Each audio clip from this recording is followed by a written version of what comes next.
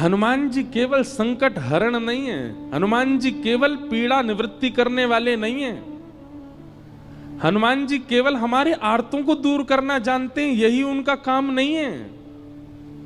ये सब तो उनके गण करते हैं, हनुमान जी नहीं करते। हनुमान जी तो केवल कथा के रसिया हैं, कथा श्रवण करते हैं। हनुमान जी जैसा भावुक कोई देव नहीं, हनुमान जी जैसा दयालु कोई देव नहीं। हमने समझा भले ही उनको बहुत रौद्र रूप में है, पर उन जैसा कोई कोमल नहीं है। सबको कथा पता है, लंका सिया सुध लेने जब जाना था, सारे बानर उछल रहे थे, हम जाएंगे हम जाएंगे। हनुमान जी पीछे बैठे चुपचाप, उनको पता ही नहीं है कि मुझ में बल क्या है। एक बात याद रखिएगा, जो वैष्णव होता है, जो भक्त होता है, वो अपने गुण को ज्यादा प्रकाशित नहीं करता। जैसे किसी के अंदर कोई गुण होता है ना, वो उस गुण को इतना प्रकाशित कर देता है कि उसके चेहरे पर ही वो दिखने लग जाता है, इसमें ये गुण होगा। जैसे किसी के पास धन बहुत है, धनवान है, तो स्वरूप ही ऐसा बना के घूमेगा कि देखने वालों को पता चल जाए धनवान है। कपड़े कैसे, एक सरवट नहीं आ जाए उस पर, सीधे रखेगा, बैठेगा तो अदब से बैठेगा, गले में 2-4 जंजीर पहन के रहेगा सोने की, हाथों में इतनी सारी अंगूठी, छोटी छोटी से काम नहीं चलता, बड़ी बड़ी पहनेगा। फोन जेब में रख सकता लेकिन हाथ में ही रखेगा, सबको पता चले 2 लाख का फोन है मेरा। जूता चप्पल ऐसी टिमटिमा रहे होंगे उसके कि मानो जैसे कोई तारे चमक रहे हों। वो अपने स्वरूप से ही बता देता है कि मैं धनवान हूं। ऐसे ही धनवान व्यक्ति अपना स्वरूप बता देता है। बलवान व्यक्ति, कपड़ा फटे जा रहे हैं, निकल रहे हैं महाराज, यहां से हाथ निकल रहा है, यहां से छाती निकली जा रही है, चले तो हाथ यूं। हमारे साथ बेचारे 2 भैया हैं, ये तो बढ़िया हैं ना। पर बलवान व्यक्ति अपने रूप से ही दिखा देता है कि मैं बलवान हूं। अच्छा, ज्ञानी व्यक्ति भी अपने रूप से बता देता है कि मैं ज्ञानी हूं। त्रिपुंड लगा करके घूमेगा, गले में कम से कम 2-4 रुद्राक्ष की मालाएं पड़ी होंगी, कानों में भी रुद्राक्ष ही लटक रहे होंगे, और यहां त्रिपुंड, यहां त्रिपुंड, यहां त्रिपुंड, यहां त्रिपुंड। चले तो ग्रंथ हाथ में लेकर के, बैठे तो खड़ाऊं पहन के चट चट करता चले। बस पहनता तो मैं भी हूं, पर मैं स्वरूप से ज्ञानी दिखूंगा नहीं, हूं भी नहीं। गुरुदेव की उच्छिष्ट जो कृपा प्रसादी वही दे रहे हैं। पर कोई प्रचंड ज्ञानी हो, उसके रूप से ही पता चल जाता, ओहो ज्ञानी है कोई भैया, संभल के इसके सामने। पर वैष्णव जो होता है ना, वो विपरीत होता है। वो अपने समस्त गुणों को अंतर्मुख कर लेता है, अपने सारे गुणों को ऐसा कर देता है कि सामने वाले को ये लगे कि ये तो सामान्य है, ये तो कोई साधारण व्यक्ति है, इसको ज्यादा कुछ पता नहीं है। ये वैष्णव का गुण है। हनुमान जी ऐसे ही हैं। हनुमान जी ने हम सबको जो दिखा रखा है, एक प्रकार से हमको बहकावे में डाल रखा है कि भाई मेरी गदा देखो, मेरा रूप देखो, मेरा बल देखो, आदि आदि। हनुमान जी ने अपने वास्तविक रूप को छुपा रखा है। वे तो रसिक हैं कथा के, वे अत्यंत सौम्य हैं, वो अत्यंत सरल हैं, वो अत्यंत, अरे कोई जरा सा राम बोल दे तो नेत्र सजल हो जाते हैं हनुमान जी के। इतने करुणावतार हैं। तो ऐसे श्री हनुमान जी महाराज की परम कृपा है कि हम उनको कथा सुनाने के लिए यहां आए हैं। हमारे पंचमुखी दुर्गा मंदिर, हनुमान दुर्गा मंदिर के समस्त हमारे पदाधिकारी गण और इस कथा के आयोजन करता, नियोजन करता, संकल्प करता, व्यवस्था करता, सबको हम व्यास मंच से प्रणाम करते हैं। सबको हम धन्यवाद कहते हैं कि आपने हमें बुलाया हनुमान जी को कथा सुनाने के लिए। आज तो बंधुओं कथा बहुत विलंब से शुरू हुई, एक तो हम डट नहीं रहे हैं, हम यहां से वहां भागे ही जा रहे हैं। इतनी भागदौड़ हो गई है कि इतने थक चुके हैं कि हमको 2-4 दिन कोई सुबह दे तो सोते ही रहे, इतना ज्यादा थकान है। लेकिन ठाकुर जी की कथा गाने में जो सुख मिलता है उसका तो कहना ही क्या है। व्यास मंच पर आते ही लगता है कि अब तो कथा सुनानी है, खूब भाव से सुनानी है। आज कथा विलंब से हुई है, पर कल हम आप सबसे निवेदन करना चाहते हैं कि आप लोग 1 बजे तक यहां आ जाइए, ताकि ठीक 2 बजे कथा प्रारंभ हो सके। और ठीक 5 बजे हम कथा, वैसे तो देखो हम समय से आने के थोड़े कच्चे हैं, 10, 15, 20 मिनट ऊपर जाता ही है, पर हमको ये नियम अपना बनाना है कि हम सोच रहे हैं भोपाल से ही बनाएं, हम समय पे आ जाएं। तो लेकिन उसके पहले क्लास तो भरी होनी चाहिए, क्लास में बच्चे आएंगे तभी तो टीचर आएगा। तो कल से आप सब लोग 1 बजे ही आ जाओ, ताकि हम 2 बजे कथा प्रारंभ कर दें। और विश्राम का समय 5 बजे का है, लेकिन हम अपनी कथा में एक बात कहते हैं कि जिस दिन कथा समय से ऊपर जाए, समझ जाना कि व्यास जी को आनंद आ रहा है। और जिस समय कथा समय से पूरी हो जाए, 5 बजे ही पूरी हो जाए, तो समझ जाना आज इनका मन नहीं लगा है कथा में, तभी 5 बजे पूरी कर गए। तो कथा के विश्राम में समय देख लिया करना, 15-20 मिनट, आधा घंटा ऊपर जाए तो समझना ये आज बहुत प्रसन्न है, इसलिए भाव से कह रहे हैं। और देखिए हमारी प्रसन्नता आपके मुखमंडल से होगी। आप भाव से सुनोगे तो हम खूब प्रसन्नता से कथा सुनाएंगे। भोपाल में एक प्रकार से है तो पहली बारी कथा, मंडीदीप में हुई है, वहां के सब हमारे वो भी बैठे हैं।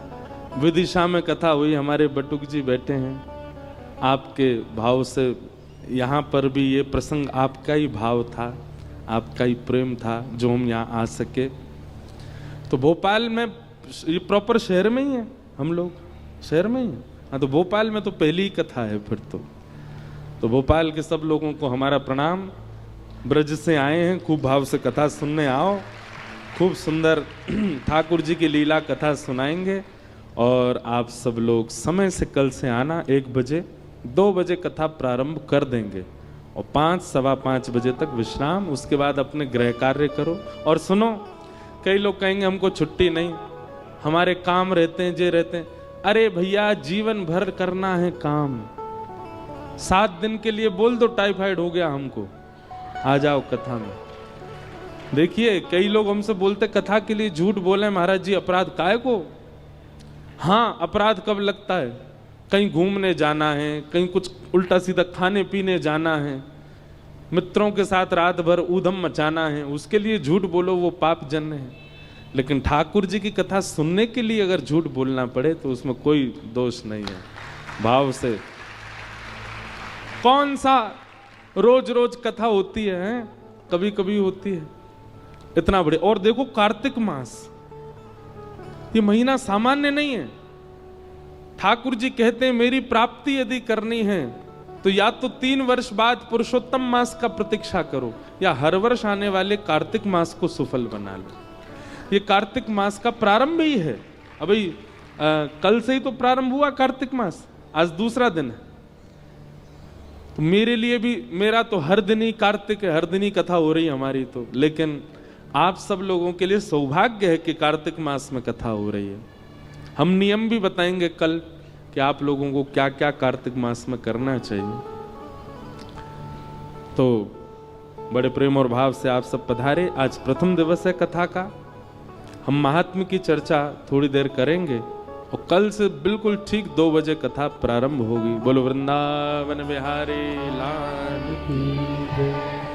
सच्चिदानंद रूपाय विश्वोत्पत्त्यादि हेतवे तापत्रय विनाशाय श्री कृष्णाय वयं नुमः।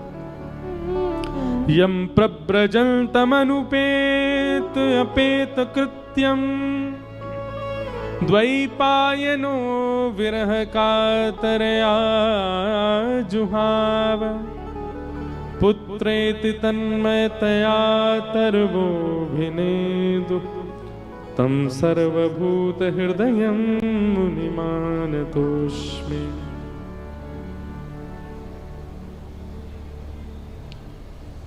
कल कोई एक व्यवस्था अगर कर सके, हमको क्या है, सूर्य सामने से है ना, तो श्रोताओं के चेहरे कम दिख रहे हैं, तो कल ऐसा कुछ प्रकाश, वैसे लाइट लगी है थोड़ी सी, ऐसे कुछ लगे कि सब दिखें, या फिर ये सामने से कुछ पर्दा आ जाए तो थोड़े कम हमको दिखें। आप सबके मुखमंडल से ही कथा निकलती है, आगे वाले तो दिख रहे हैं, अब पीछे वाले हमको बहुत कम दिख रहे हैं, इसलिए कुछ ऐसी व्यवस्था हो सके, नहीं हो तो कोई दिक्कत नहीं, पर कल से हो जाए तो और अच्छा।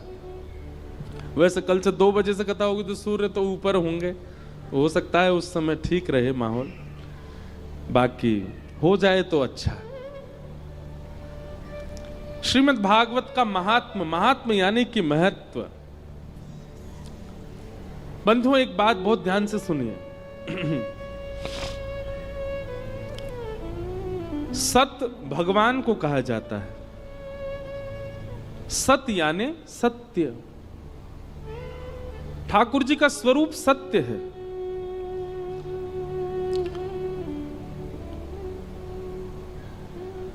सब लोग बहुत ध्यान से सुनना। सत परमात्मा को जिस दिन आपने चैतन्य मान लिया, उसी दिन आनंद की प्राप्ति होने लगेगी। सच्चिदानंद रूपाय, परमात्मा को हम चैतन्य नहीं मानते। चैतन्य का मतलब क्या होता है?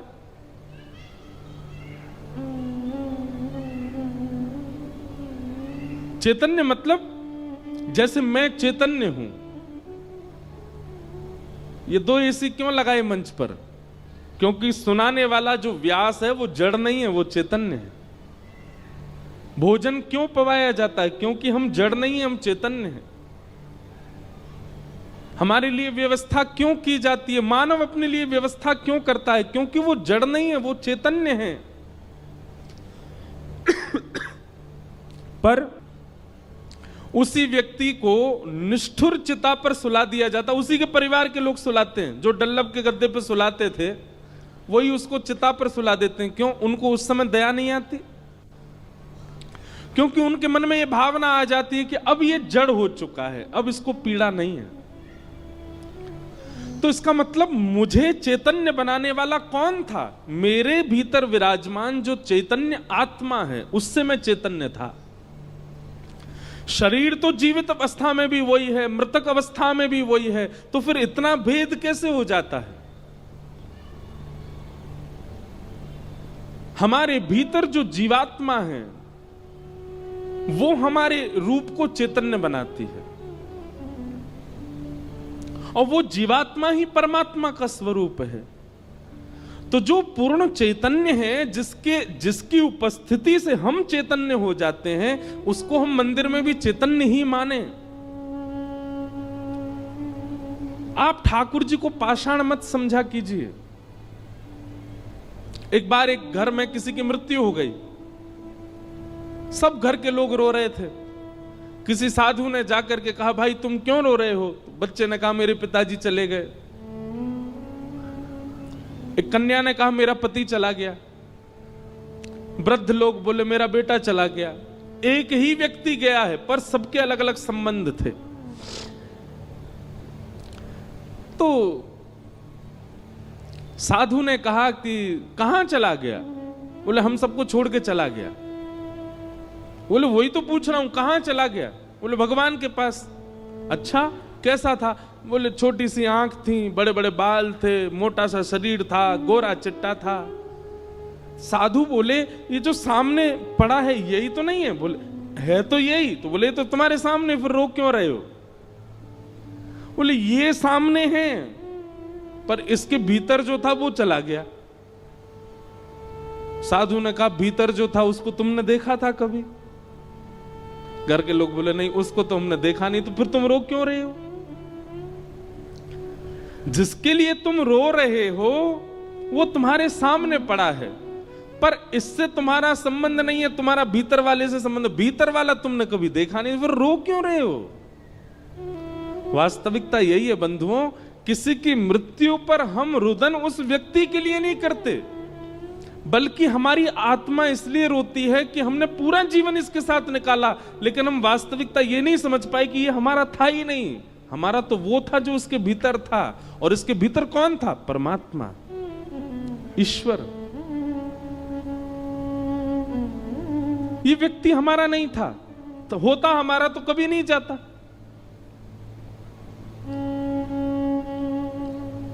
इसलिए भैया ठाकुर जी को जड़वत मत मानिए। ठाकुर जी चैतन्य हैं, परम सत्य ही चैतन्य मान लेंगे, उसी दिन से आनंद आने लगेगा। सच्चिदानंद रूपाय, भगवान के 3 रूप हैं, सत्य, चैतन्य और आनंद। इसलिए सबसे पहला ठाकुर जी के प्रति सत्य भाव रखो कि ये यही पूर्ण सत्य है और कोई सत्य नहीं है संसार में। दूसरी भावना ठाकुर जी के प्रति चैतन्य रखो। ठाकुर जी चैतन्य हैं, जड़ नहीं है। उनको भी सर्दी का अनुभव होता होगा, उनको भी ग्रीष्म का अनुभव होता होगा, उनको भी भूख प्यास लगती है। वैसे तो वो परम तत्व है, उनको किसी की आवश्यकता नहीं, पर हमारी भावना उनके प्रति ऐसी होनी चाहिए।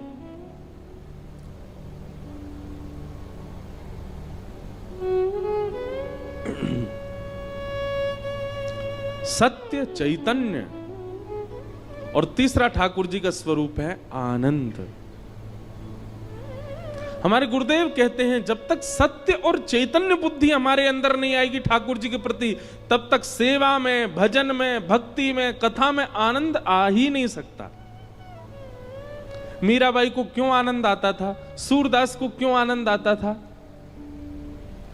श्रीमद् चैतन्य महाप्रभु को क्यों आनंद आता था? क्योंकि वो ठाकुर जी को चैतन्य मानते थे, कभी जड़ नहीं माना। कितने श्रोता कथा में ऐसे आते हैं, कथा को शब्द नहीं समझते, कथा को केवल वाक्य नहीं समझते, वो जीवंत एक लीला देखते हैं कथा सुनते सुनते।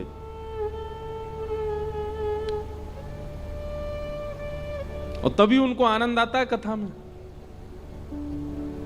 तो भगवान के 3 स्वरूप पहले अपने अंदर लाइए। सबसे पहला ठाकुर जी को सत्य मानिए, ये परम सत्य है। और परम सत्य कब स्थापित होता है? जब परम विश्वास हो कि हाँ यही परम सत्य है, बाकी सब संसार में मिथ्या है, ये परम सत्य है। सबसे पहली बात। दूसरी बात, ये चैतन्य है, जड़ नहीं है। ये मूर्ति के रूप में मुझे दिख रहे हैं, ये आभास करा रहे हैं मूर्ति के भाव से, पर ये है नहीं। कभी आपने बचपन में वो खेल खेला था, विष अमृत खेला है? अब आपके यहां कुछ और बोलते हो तो पता नहीं। मध्य प्रदेश में एक तो भाषा बड़ी, कुछ कुछ चीजें बदल जाती हैं। विष अमृत ही बोलते हैं यहां पे, हैं? विष अमृत बोलते हैं, क्या बोलते हैं? बरमपाल, बर्फ पानी। अरे वाह, बर्फ पानी खेला है? हाँ, ये आ गया सबको। बचपन में खेलते थे, एक आदमी बोलता नहीं था, वो छू लेता था, जिसको छूता था वो बर्फ बन गया। फिर बाकी लोग उसको पकड़ते लाते थे, ये पानी बने। एक खेल था। एक और खेलते थे, वो अंग्रेजी में से बोलते, स्टैचू बोल दो तो फिर सब जितने लोग हैं यथावत उसी स्थिति में रह जाओ, फिर एक उनको सबको हंसाएगा। खेला ये वाला? एक व्यक्ति बोलेगा 10 तक गिनती गिनेगा, और 10 तक गिनती के बाद बोलेगा स्टैचू, और पीछे मुड़ के देखे तो जो जिस अवस्था में उसको वैसे ही रहना पड़ेगा। अब फिर उसका काम क्या है? सबको जा जाके हंसाना। जो हंसता जाएगा वो खेल से बाहर होता जाएगा। ठीक वैसे ही भैया ठाकुर जी भी हमारे साथ ये खेल खेल रहे हैं, स्टैचू वाला। वो जड़ बन करके मुझे चुनौती दे रहे हैं। जैसे जड़ वाले खेल में वो चुनौती देता है कि तू, तेरे में हिम्मत हो तो मुझे हंसा के दिखा। मैं तो जड़ बन के खड़ा हूं, लेकिन तेरे में हिम्मत हो तो मुझे हिला के दिखा। ऐसे ही ठाकुर जी ने भी हमको चुनौती दे रखी है, तो में हिम्मत हो तो मुझे हंसा के दिखा, तुझ में हिम्मत हो तो मेरे हाथ ठीक करके दिखा, तुझ में हिम्मत हो तो मुझे चला के दिखा। अरे भैया, कई ने ठाकुर जी को हरा दिया, मीराबाई ने हरा दिया खेल में, ठाकुर जी चला दिए। सूरदास जी ने हरा दिया, कबीरदास ने हरा दिया, गोस्वामी तुलसीदास जी ने हरा दिया। अब हमारी बारी है। लेकिन कब? 28 वर्ष के तो हम हो गए, आप में से कई 40 वर्ष के गए, कई 60 वर्ष के गए। कब? पूरा जीवन तो निकाल दिया आपने, कब हराओगे ठाकुर जी को? वास्तव में भक्ति में ठाकुर जी की जीत नहीं, भक्त की जीत होनी चाहिए। ठाकुर जी तो हारते हैं उसमें।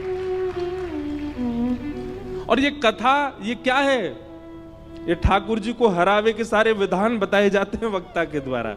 कैसे हारेंगे ठाकुर जी, कैसे हम जीतें। और हमारी जीत इसी में है कि जिस दिन वो अपने जड़त्व को त्याग दें और दोनों भुजा पसार करके हमको हृदय से लगा दें, उसी दिन हमारी जीत है। ठाकुर जी हार गए।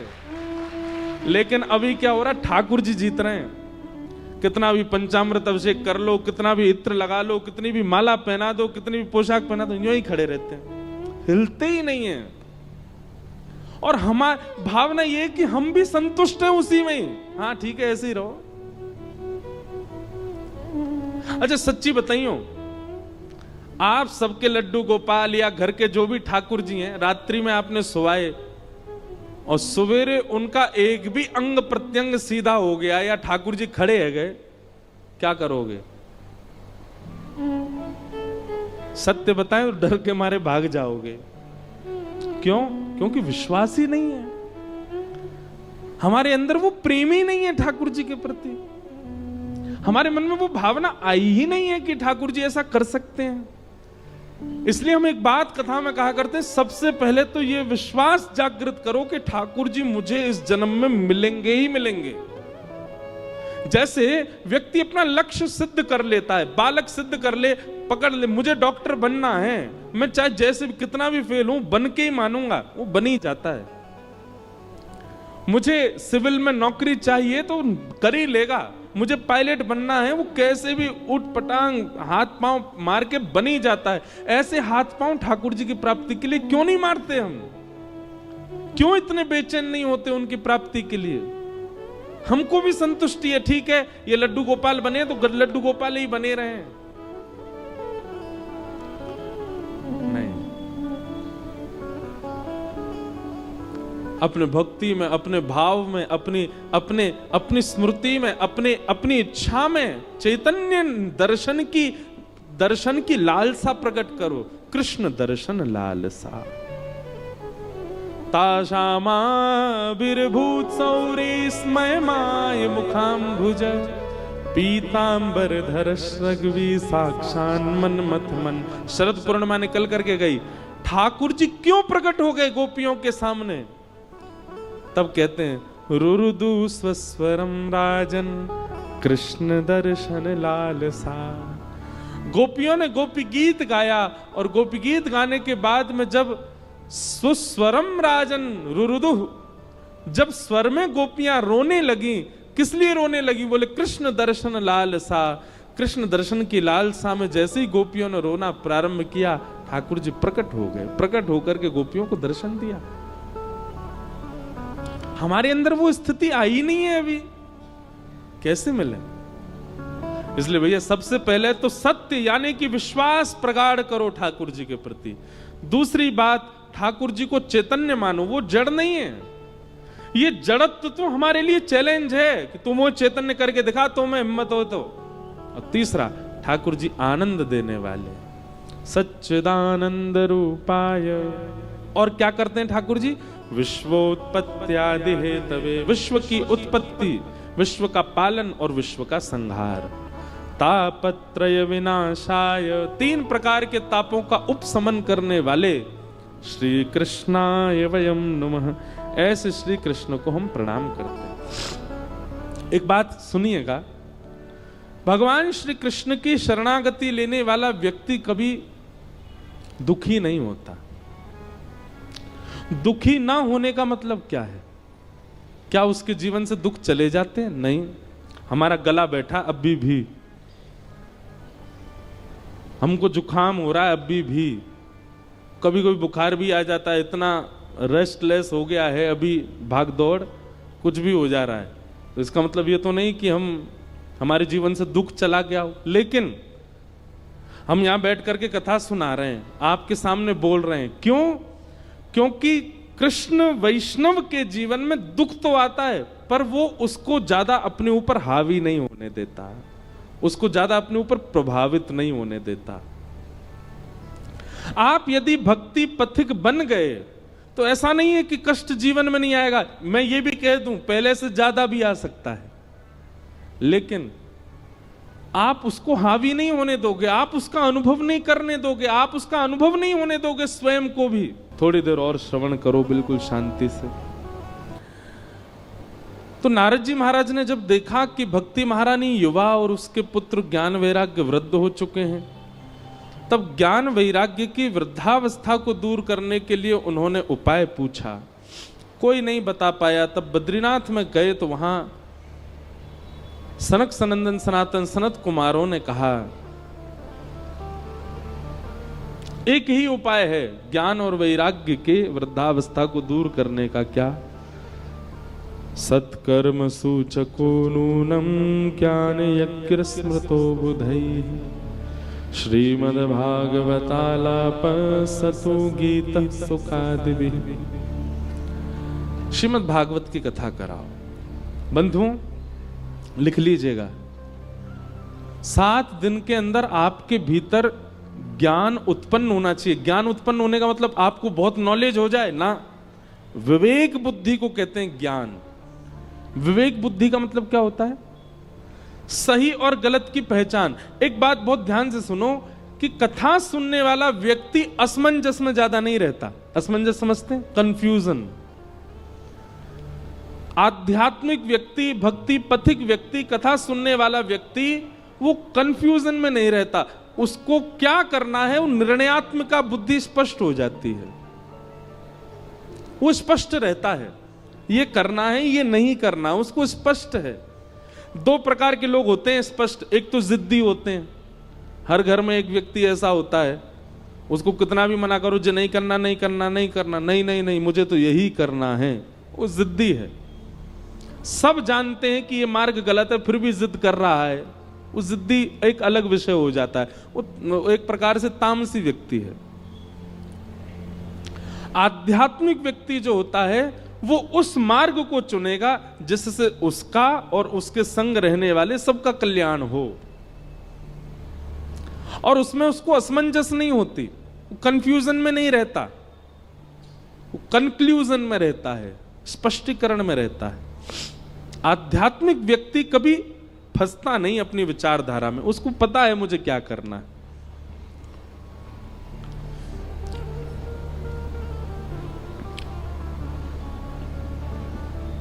समझ में आई बात? इसको कहते हैं ज्ञान।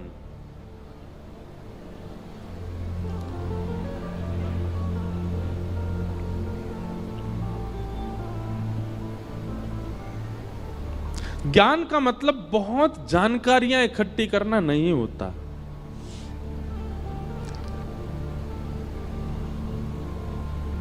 ज्ञान का मतलब विवेक बुद्धि, सद और असद की पहचान रखना, इसी को ज्ञान कहते हैं, और वो कथा से प्राप्त होता है। और भक्ति के दूसरे पुत्र का नाम है वैराग्य। वैराग्य मतलब सब छोड़ देना नहीं होता, सबके मध्य रहते हुए भी किसी से आसक्ति ना रखना, इसको वैराग्य कहते हैं। सबके मध्य रहते हुए भी किसी में फंसना ना, इसको वैराग्य कहते हैं। जैसे प्रहलाद जी महाराज वैरागी थे। क्यों? राक्षस कुल में रहते थे, राक्षस पिता, राक्षस चाचा, राक्षस ताऊजी, राक्षस भैया, राक्षस मौसी, राक्षस बुआ, सब राक्षस थे, लेकिन सबके मध्य में रहते हुए भी जो राक्षस करते हैं वो प्रहलाद जी ने नहीं किया, इसलिए वो वैरागी। कई बच्चे मेरे पास आते हैं, हम सुबह मिलने का एक समय रखते हैं, यहां भी होगा 11 से 12 पर। कल नहीं मिलेंगे, हम परसों से मिलेंगे। श्री लाल जी विराज रहे हैं, उनके दर्शन का भी समय है, तो जो लोग दूर से आते हैं वो 11 बजे ही आ जाओ। सब कहेंगे ले कल 1 बजे बुला रहे थे, अब यूं करें 11 बजे। तो हम पीछे ही रुके, वहाँ आओ 11 से 12 दर्शन करो लाल जी का, हम मिलेंगे, उसके बाद सीधे पंडाल में आके बैठ जाओ, 2 बजे से कथा होगी। सीधी बात हम यही कह रहे हैं, पूरे दिन कछु मत करो। बस ब्रज से आए हैं, ब्रजवासी आए हैं, इतने सब वैष्णव आए, पूरे दिन यहीं लगे रहो। कई लोग कहेंगे गद्दा भी लिया है, सो भी यहीं जाए करेंगे, जल की व्यवस्था करा दो, नहू यहीं लेंगे। हमको क्या कर लो। तो 11 से 12 मिलेंगे, कल नहीं मिलेंगे, परसों से मिलेंगे। कल क्योंकि करवा चौथ है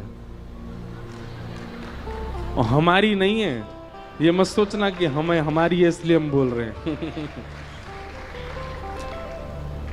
अभी तो भैया 2 भुज वाले ही हैं हम, चतुर्भुज हुए नहीं अभी। जो चतुर्भुज बैठे हैं यहां पर,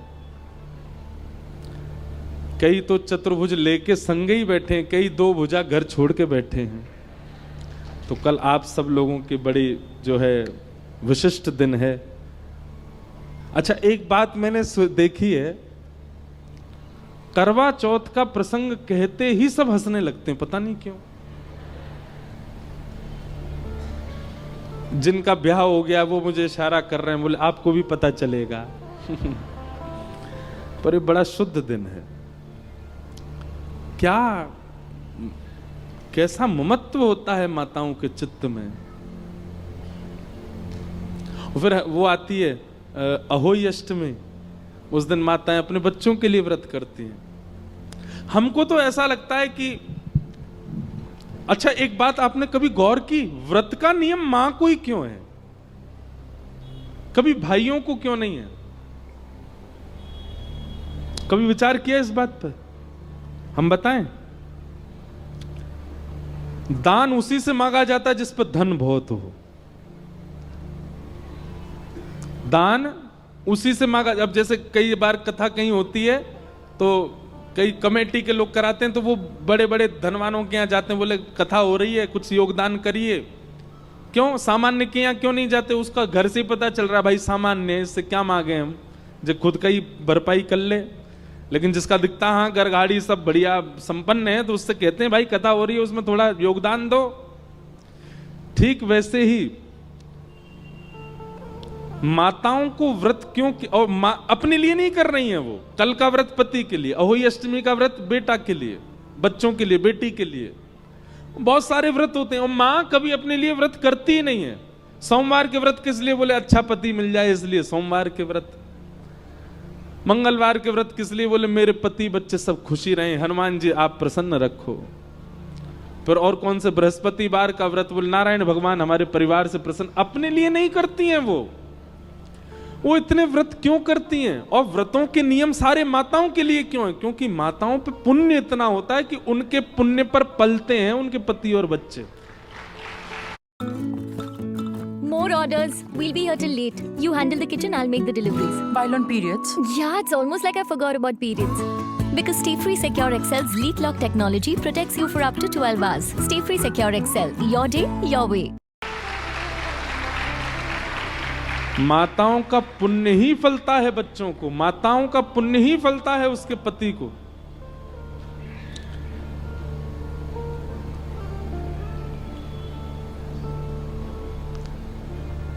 जिस घर में माताओं का बहुत सम्मान होता है उस घर में बालक जन्म नहीं लेते, देवताओं के अंश आते हैं। कि यहां माताओं का बहुत सम्मान है, देवता ही जन्म लेते हैं। तो हमको कभी कभी ऐसा मन में भाव आता है, शास्त्रीय बात तो नहीं है पर मन में भाव आता है कि जब माँ हमारे लिए इतना करती है, पत्नी हमारे लिए इतना करती है, हमको भी करना चाहिए। भाई लोगों को भी व्रत रखना चाहिए। दोनों संग ही जल पियो। पत्नी चंद्रमा देख के व्रत तोड़े, आप पत्नी को देख के व्रत तोड़ो। और यही करना चाहिए अहोई अष्टमी को बच्चों को। और बच्चे कब, जब थोड़े युवा हो गए हों, 18 वर्ष के हो गए हों, उनको भी कुछ नहीं खाना पीना चाहिए। अपनी माँ के लिए व्रत करो, उनकी दीर्घायु के लिए व्रत करो। व्रत क्यों किए जाते हैं? हमारी आयु दो चीजों पर निर्भर होती है, अन्न और शब्द। इसलिए व्रत दो ही होते हैं, अन्न व्रत और मौन व्रत। ये व्रत दो क्यों होते हैं? हम जितना बोलते हैं उतनी आयु घटती है और जितना खाते हैं उतनी आयु घटती है। इसलिए माताएं एक दिन ना खा करके अपनी एक दिन की जो आयु बचती है वो अपने पति को दे देती हैं। एक दिन की आयु मिलती है पति को बस। ऐसे ही पतियों को भी चाहिए और बच्चों को भी चाहिए कि जब अहोई अष्टमी आए तो बच्चे व्रत करें अपनी मां के लिए और पति व्रत करें पत्नी के लिए, और बता के दिखा के ढिंडोरा पीट के नहीं। देखो, प्रेमी के लिए कुछ किया जाए तो वो गुप्त किया जाए, प्रकाश करके नहीं, प्रचार करके नहीं। माताओं का तो सबको पता होता है कि आज इनका व्रत है, आज वो करवा चौथ है। अब भाई भी ढिंडोरा पीट दे तो देखो उपहास भी होता है। अगर भाई का व्रत है तो फिर उसके मित्रगण उसका उपहास करेंगे, घर वाले भी, अच्छा तूने भी व्रत रखा है, इसमें बुराई क्या है, अच्छा ही तो है। केवल सारे भार माताओं को क्यों? वो बात अलग है कि उन पर पुण्य इतना है इसलिए उनको कहा जाता है तुम एक दिन मत पाओ, तुम्हारी वजह से पति को मिले, पर पति को भी व्रत रखना चाहिए। माताओं के व्रत रखने से पति की आयु बढ़ेगी और पति के व्रत रखने से प्रेम बढ़ेगा। माताओं के व्रत रखने से बालकों की आयु बढ़ेगी और बालकों के व्रत रखने से मातृत्व प्रेम बढ़ेगा। इसलिए शास्त्रीय बात तो नहीं, पर व्यासपीठ पर बैठ करके मन में उचंग आई है तो इसका मतलब है व्यासपीठ ही बुलवा रही है, रखना। और हां, जिनके ब्याह नहीं हुए हैं वो व्रत मत करना। कई लोगों के ब्याह नहीं हुए पर हां इच्छा तो है कि उससे हो जाए, बातचीत भी होती है, घर वालों को मनाने में लगे हैं वो भी गुपचुप रखते हैं व्रत नहीं, विवाह के बाद ही करो।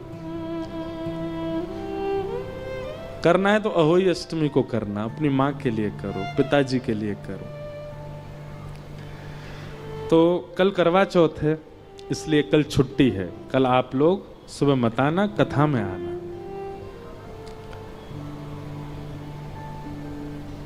बाकी हम परसों से मिलेंगे 11 से 12। लाल जी के दर्शन भी होंगे और उसके बाद फिर यहाँ कथा होगी। तो थोड़ी देर में महात्म्य पूरा कर देते हैं। ज्ञान का मतलब समझ गए किसको कहते हैं? यह विवेक उत्पन्न हो जाना, क्या सही है क्या गलत है, मेरे लिए, मेरे अपनों के लिए, समाज के लिए, यह बुद्धि विवेक प्रकट होना। अच्छा एक बात बताएं, पता सबको होता है कि क्या सही है क्या गलत है, पर उस सही गलत पर अमल करना, सही है ये रास्ता फिर भी उसको नहीं अपना के गलत पर जाते हैं, यह भी गैर आध्यात्मिक व्यक्ति का लक्षण होता है। जो आध्यात्मिक नहीं होता ना, उसको पता है कि ये गलत रास्ता है, ये सही रास्ता है, वो फिर भी गलत पर चला जाता है। क्यों? आध्यात्मिकता ही, भगवान नाम ही, भगवत कथा ही हमको इतना बल देते हैं कि हम सही रास्ता देख के सही पर चलें। दुनिया में सबको पता होता है कि वो गलत क्या कर रहा है। ये बात भूल जाइए कि आपने अनजाने में किया ना। 0.1% ऐसा होता है कि कोई व्यक्ति अनजाने में कुछ गलत करे, सब जानबूझ करके गलत करते हैं। हमको पाप क्यों लगता है, हम नरक क्यों जाते हैं? यमराज ये तो कहते हैं क्योंकि हमको पता था कि ये पाप है फिर भी हमने किया। कथा विवेक बुद्धि जागृत कर देती है और विवेक बुद्धि जागृति नहीं करती, जागृत करने के बाद सतमार्ग पर चलवाती भी है। उसको विवेक, उसको ज्ञान कहते हैं। और वैराग्य मतलब सबके मध्य रहते हुए भी किसी के प्रति आसक्ति ना होना, ये वैराग्य है। सब छोड़ देना उच्चतम वैराग्य नहीं है। सबके बीच रह के किसी के प्रति ममत्व ना होना, ये उच्चतम वैराग्य है। जैसे प्रहलाद, जिनका मैं उदाहरण दे रहा था, तो मैं ये बात कह रहा था, कई बच्चे आते हैं बच्चे आकर के बोलते हैं महाराज जी हम कॉलेज में रहते हैं, हम यूनिवर्सिटी में रहते हैं, हम पीजी में रहते हैं, हम हॉस्टल में रहते हैं, वहां तो ये सब गंदा खाते हैं, बच्चे सब ऐसा करते हैं, ये करते हैं, हम कैसे बच्चे? भाई देखो, जब दृढ़ता आ जाती है ना चित्त में, तो आपको पूछना नहीं पड़ता, आप वो खाओगे ही नहीं जो आपके बस का नहीं है। मुझे भिंडी प्रिय नहीं है, तो चाहे लाख भिंडी बनी हो मैं खाऊंगा। नमकीन से रोटी खा लेंगे लेकिन भिंडी नहीं खाएंगे। हमको करेला सब जगह का प्रिय नहीं, किसी किसी के हाथ का ही प्रिय है। थोड़ा कड़वा बनता है ना, कई लोग होते हैं वो कड़वा नहीं बनाते, अच्छा बना देते, तो उनका करेला अच्छा लगता है। तो कड़वा अगर बना है तो मैं पाऊंगा ही नहीं। कभी कभी खीरा पाते हैं ना सलाद में, वो भी कड़वी होती है, तो कड़वा अगर खीरा आ गया तो आप छूते हैं उसको? नहीं छूते ना। तो फिर ये व्यसन और संसारी आकर्षण करने वाली जो वस्तु हैं, इनके प्रति हम इतनी सिंपैथी क्यों रखते हैं? कैसे बचे महाराज जी? सब तो करते हैं, हमको करना पड़ता है। फिर ऐसा नहीं, हर व्यक्ति के वश में होता है वस्तु का त्याग और वस्तु का स्वीकारीकरण।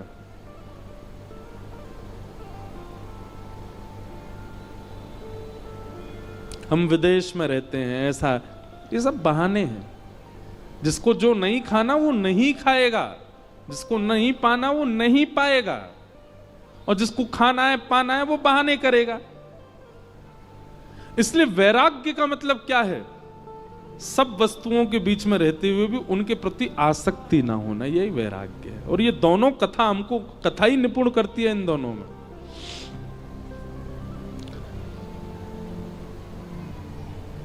कथा कराओ ऐसी आज्ञा दी। कहां कराएं? बोले गंगा द्वार समीपे तू तटमानंद नामकम, हरिद्वार में कराओ, ऋषिकेश में कराओ, गंगा के तट पर कराओ। गंगा के तट पर भागवत की कथा हुई, सनत कुमार वहां व्यास बन करके आए, अनेक जन पधारे, हजारों की तादाद में देवी देवता ऋषि महर्षि सब लोग कथा सुनने के लिए आए। तभी वहां भक्ति ज्ञान वैराग्य तीनों ने प्रवेश किया। भक्ति सुतौ तौ तरणौ गृहीत्वा प्रेमैक रूपा सहसा विरासित, श्री कृष्ण गोविंद हरे मुरारे नाथेति नामानि मुहुर्वदन्ति। भक्ति ज्ञान वैराग्य कथा में आते ही युवा होने लगे, और इस प्रकार कथा के माध्यम से ज्ञान और वैराग्य वृद्धावस्था से निवृत्त हो गए। तो भैया हम सबके चित्त में ज्ञान वैराग्य वृद्ध हैं। 7 दिन के कथा प्रसंग से ज्ञान और वैराग्य का उत्थान करना है, विवेक बुद्धि को जागृत करना है, वैराग्य बुद्धि को चित्त में लाना है। ये आकर्षण, ये मोह, ये ममत्व आपका 7 दिन में कम होना चाहिए, तो आप कथा के श्रोता हो, नहीं तो नहीं। कथा मनोरंजन का विषय नहीं है, ध्यान से सुनिएगा। कथा नृत्य के लिए नहीं होती है, कथा समय पास करने के लिए नहीं है, कथा मनोमंथन का विषय है। मंथन किया करो। मैं तो एक बात और कहूं, मेरा नियम है, अभी आज तो टूट गया, पर नियम है, कथा के पहले कथा के बाद 1 घंटा मौन। हमने नासिक में 1 महीना की कथा की, तब से हमारे वहां के महाराज जी ने नियम लगा दिया हमारी कथा में कि कथा से पहले और कथा के बाद आपको मौन रहना 1 घंटा। और उस मौन का यह प्रभाव होता है, कई बातें मंथन से, मौन रहेंगे तो मंथन चलेगा, मन चलेगा, मन चलेगा तो मन कहीं और चल नहीं सकता, भगवत भाव में चलेगा। भगवत भाव में चलता तो नए नए भाव उत्पन्न होते हैं, आते हैं बोलने में।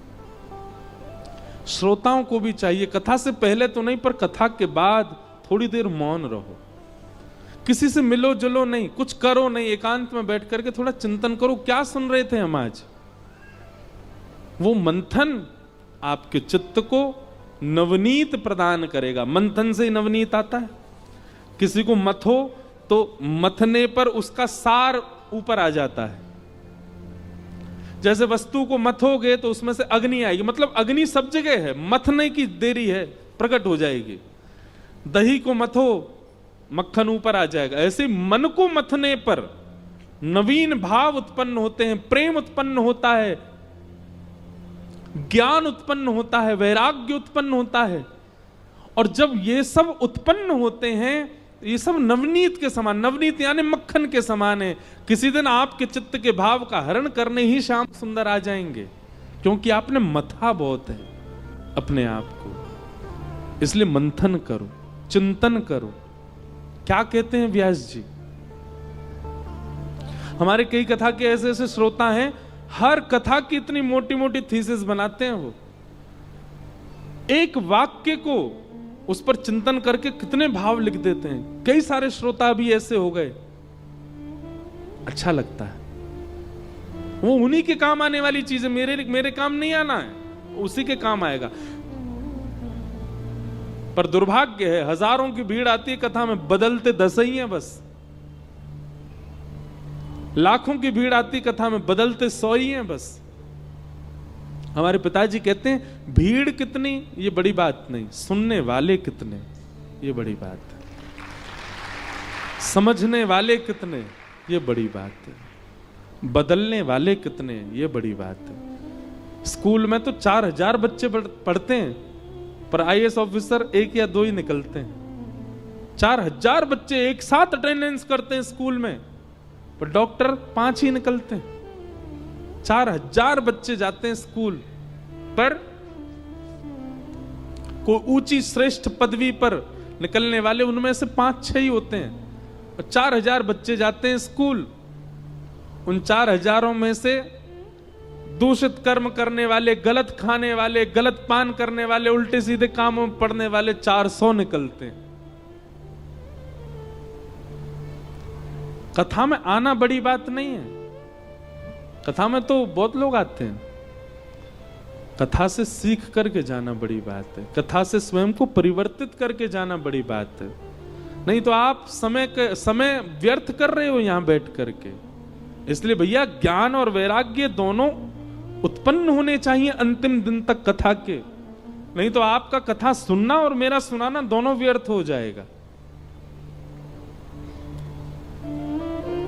हमारे पूज्य नाना जी एक बात कहते थे, लाला व्यास बनना बड़ो आसान काम है, पर व्यास के ऊपर दायित्व तो बहुत बड़ा है। मैंने कैसे नाना जी? तो हमारे नाना जी कहते, हम व्यासों से भी पूछताछ तो होगी। तो तुमको व्यास बना के भेजा था, और तुम्हारे पूरे जीवन को अगर देखें तो तुमने कम से कम, नहीं तो अब तो बहुत भीड़ आती है कथा में, तो उस अनुसार लगा लें अगर अनुमान, मान लो संपूर्ण जीवन में 50 लाख लोगों को कथा सुनाई। अब तो लाइव में भी सुनते हैं, तो उस अनुसार तो और मान लो 1 करोड़ लोगों को कथा सुनाई अपने पूरे जीवन में।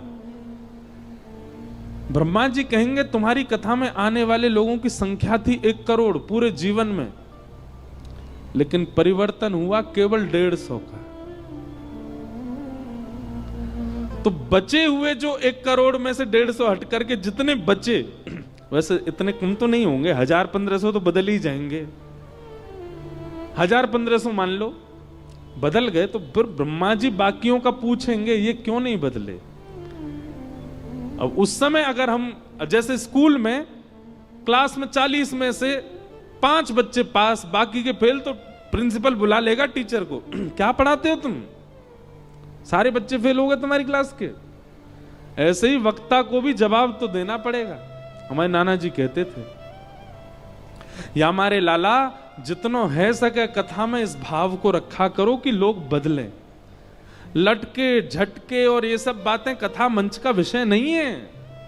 कथा मंच चुटकुल्ला सुनाने का विषय नहीं है।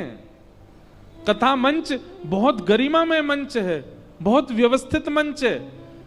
जितनी ज्यादा भीड़ उतनी चिंता होनी चाहिए व्यास को, वो पीछे बैठे वाले व्यक्ति को समझ आ रहा है कि नहीं, वो परिवर्तित होगा कि नहीं, इस चिंता में आकर के कथा सुनावे तो उसका कथा सुनाना सार्थक है, नहीं तो नहीं। ऐसी भाव।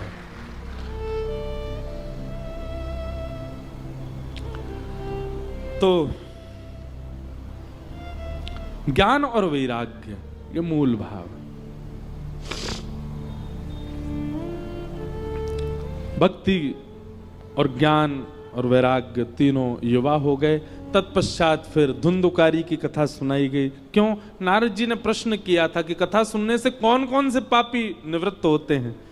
तब सब पापों का नाम लेते हुए अंत में कहा पितृमात्र दूषका सत्येन हीना पितृमात्र दूषका, जो सत्य विहीन है और माता पिता से द्वेष करता है, ऐसा व्यक्ति भी कथा सुने तो कथा पवित्र करती है।